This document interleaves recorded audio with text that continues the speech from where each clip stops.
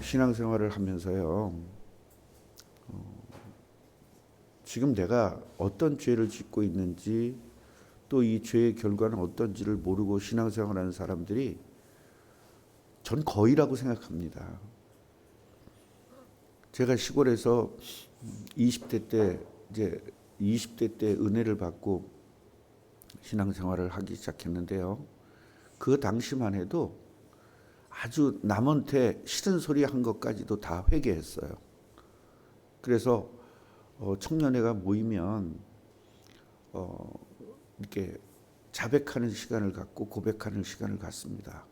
그래서 어제는 제가 기분이 나빠가지고 친구하고 말다툼했다. 지금 여러분 교회 다니면서 말다툼한 것을 죄라고 생각하는 사람 없을 겁니다. 그만치 타락한 거예요. 그 말다툼한 것을 거기서 얘기하면 회개하고 같이 모든 청년들이 같이 이성배 선생, 그때는 이제 교사들 하고 그랬으니까 다 청년 때 선생이라고 불렀거든요.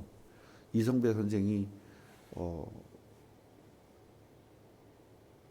예수님의 마음을 품지 못하고 마귀의 마음처럼 자기 자신의 생각 가지고 이렇게 말다툼을 하고 했던 것들을 고백했습니다. 하나님 이성배 선생의 저 잘못됨을 용서해 주시고 성령 충만 주셔서 새롭게 변화되게 해 주시옵소서라고 청년들이 합심으로 이렇게 기도해 주고, 또 다른 청년들이 또 고백하면 또 그렇게 기도하고, 어떤 청년은 그 되게 그 교회가 원래 연회당이라고 그러잖아요. 교회에서 다 연회. 근데 저는요, 지금도 그렇지만 교회가 연회당 돼야 된다. 저는 그렇게 생각합니다. 왜냐하면 교회에서 연애해서 결혼해야지 안 믿는 사람들하고 결혼하면 어떻게 됩니까? 그래서 하여튼 연애당이다 이제 그러는데, 그 다 소문이 나거든요. 누가 누굴 좋아하고 누가 누굴 좋아하고 누가 누굴 좋아하고 이제 다 있는데, 저는요, 그 전성주 장로님이 좋아하는 저 여자를 저도 좋아했습니다. 막 그런 것까지 고백했으니까요. 그렇게 하고 다 회개하고, 또 마음에 도둑질하고 싶었던 것까지도 다 고백을 하고, 그러니까 얼마나 순수했는지 모릅니다. 그렇게 했었던 그 신앙이에요. 저는 그렇게 하다가 서울을 와 보니까요, 서울 교회가 어느 정도냐면 교회 내에서 목사하고 장로하고 멱살 잡고 싸우는 거예요. 그래도 회개하는 걸 못 봤어요. 그래서 왜 저럴까? 그래서 그게 굉장히 난 고민이 되고 그랬었는데도 불구하고 나중에 그걸 계속 보니까 나도 웬만치 죄를 짓고도 죄인인 걸 모르더라고요. 그래서 이게 마귀의 전략이구나. 정말 그 잘못된 것을 보고 제가 회개를 했어야 되는데 비판을 했거든요. 비판하는 것이 마귀의 아주 최고의 전략인데 제가 거기에 넘어갔습니다. 그래서 제가 비판주의자가 돼버렸더라고요. 어느 날 보니까. 그래서 우리가 조그만 잘못들, 이런 것들, 죄를 진 것들을 죄라고 생각하지 않는 게 죄입니다. 죄인 것을 깨닫지 못하는 게 저주입니다. 왜냐하면 그 죄의 대가는 반드시 있기 때문입니다.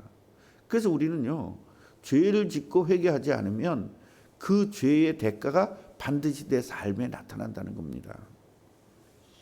여로보암의 죄를 보십시다.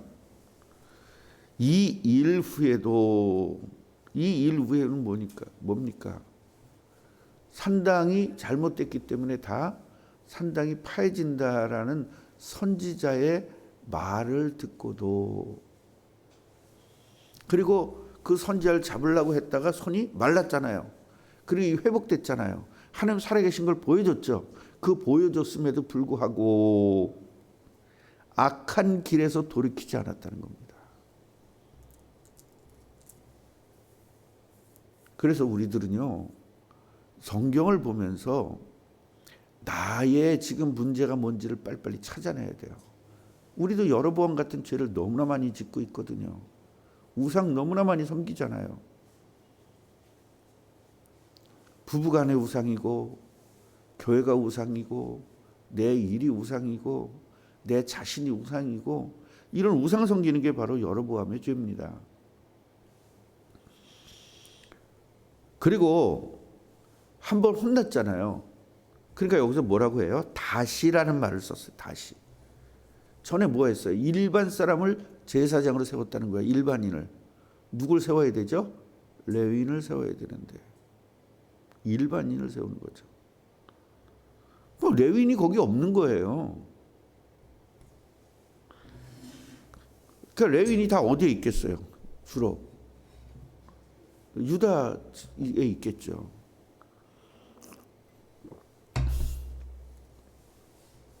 그래서 그 일반인들로 제사장을 세우면 안 되는 걸 이제 깨달았던 거예요. 손 한번 혼나고 나서. 그런데 다시 또 돌아갔다는 겁니다.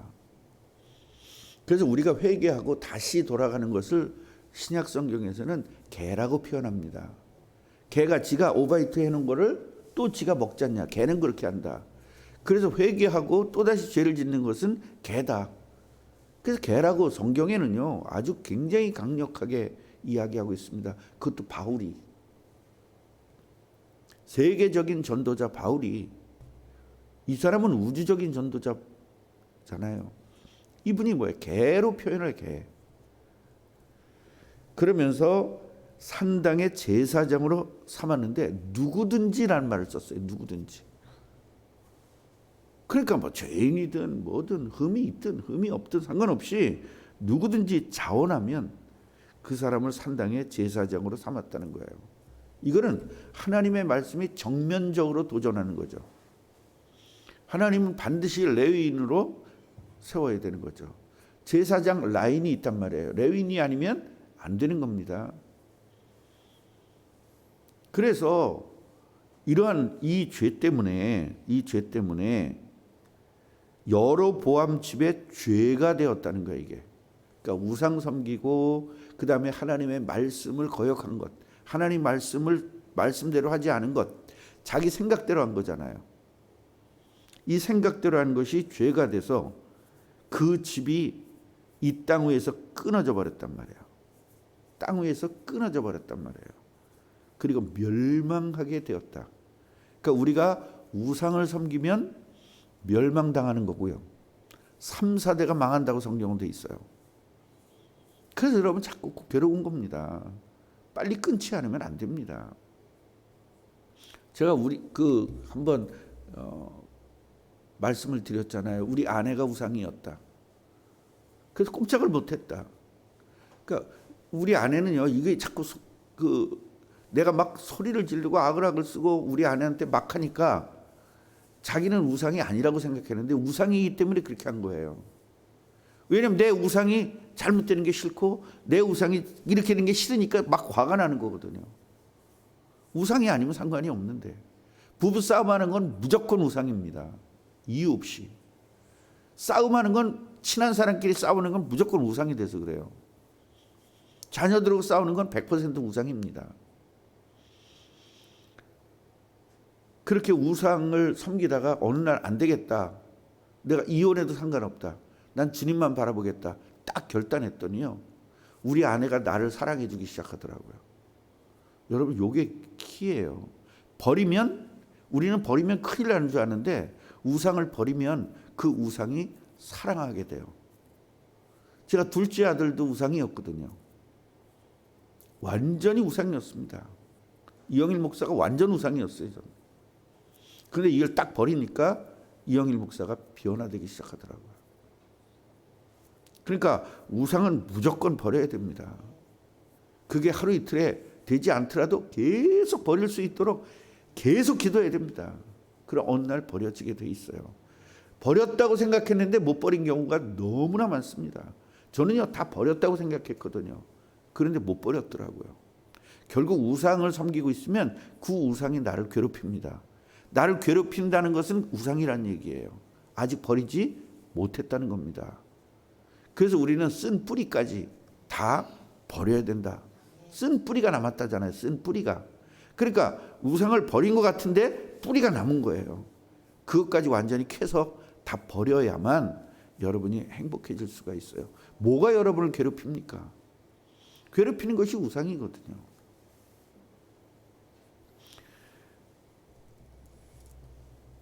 그래서 우리들이 하나님의 말씀을 듣지 않고 말씀대로 하지 않고 내 생각대로 하는 것이 이것이 멸망되게 되는 죄다.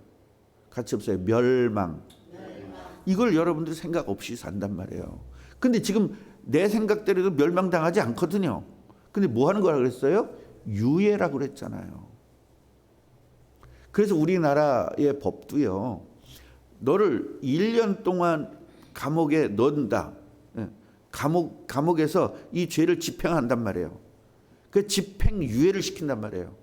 1년을 너가 감옥 가야 되지만 유예를 시킨다는 거야. 뭐 하라고? 깨닫고 돌이키라고. 한국 법도 이게 있어요. 집행유예라는 게 있어요. 감옥을 1년 너 가야 돼. 그러나 집행을 유예한다. 그래서 하나님께서는요. 이 유예를 해가지고 우리가 뭐 하기를 바라는 거죠? 돌이키고 회개하고 돌아오기를 바라는데 잘못해도 아무스럽지 않네. 그럼 계속 똑같은 잘못을 저지르는 거예요. 이게 저주입니다. 그래서 하나님이 성경을 이렇게 많이 주신 것은 딱 네 자면 된다고 그랬잖아요. 원래 인간, 타락한 인간, 회복하는 인간, 누리는 인간. 이 네 개만 있으면 돼. 네 절만 있으면 되는 거예요. 네 절만. 이게 성경 얘기예요. 그런데 왜 이렇게 많이 줬냐? 그걸 적용하라는 겁니다. 여로보암이 바로 이 하나님의 말씀대로 살지 못하고 자기 생각대로 사니까 이렇게 멸망되게 된 것을 보여주면서 너희들도 이런 것이다. 다만 유예하는데 속지 마라. 유예하는 것이다. 죄가 없는 게 아니다. 그래서 유예해 주는데도 깨닫지 못하면 멸망시키는 겁니다. 이해가 되시죠? 오늘 이렇게 여러분들이 아주 좀 정확하게 이걸 깨달으셨으면 좋겠습니다. 기도하겠습니다. 하나님, 오늘 여로보암의 왕을 죄를 받습니다. 이 여로보암의 죄가 바로 우리들의 죄인 것을 깨닫습니다.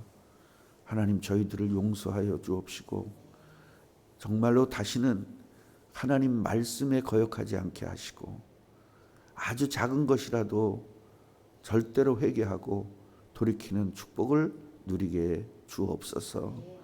아버지, 하나님의 말씀대로 살아야 되는데 내 생각대로 살고 하나님의 말씀대로 살아야 되는데 아내 말 듣고 살고 하나님의 말씀대로 살아야 되는데 자식 말 듣고 살고 하나님의 말씀대로 살아야 되는데 형제의 말을 듣고 살고 하나님의 말씀을 듣고 살아야 되는데 목사의 말만 듣고 살고 하나님의 말씀을 듣고 살아야 되는데 남편 말만 듣고 삽니다. 이런 저희들 용서하여 주옵시고 여로보암의 죄 때문에 멸망당하는 일이 지금 우리에게 분명히 왔습니다. 다만 유예하고 계시는 것 너무 감사합니다. 회개할 기회를 주셔서 감사합니다. 오늘 회개하고 돌이키고 새롭게 변화되는 축복을 누리게 주옵소서. 예수 그리스도 이름으로 기도합니다.